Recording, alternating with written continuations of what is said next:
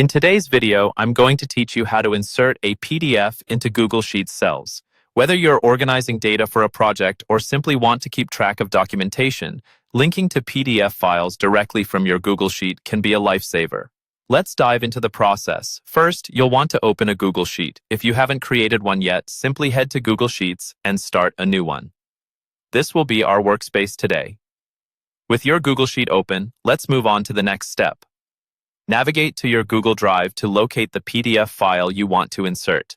If your drive is well organized, you may easily find it, but if not, you can use the search bar at the top to type in the name of your file. This will filter your documents and help you find your PDF quickly.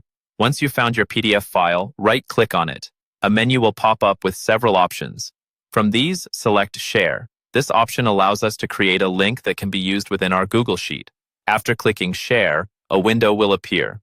Here you'll want to click on Copy Link. Google Drive will generate a link that anyone can use, provided they have the necessary permissions. Make sure that access settings are correctly configured, especially if you're sharing with others. Now, head back to your Google Sheet. Decide on the cell where you want to place your link. Click into that cell and paste the link you copied from Google Drive. Pressing Ctrl+V on Windows or CMD+V on Mac will do the trick.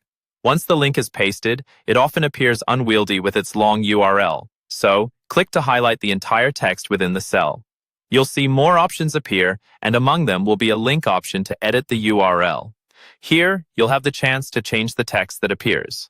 Instead of the long string of characters, consider changing it to the name of your PDF file. This not only cleans up the look of your spreadsheet, but also makes it more intuitive for others to know exactly what the link leads to. After updating the text, click Apply. This solidifies your changes and makes the link clickable.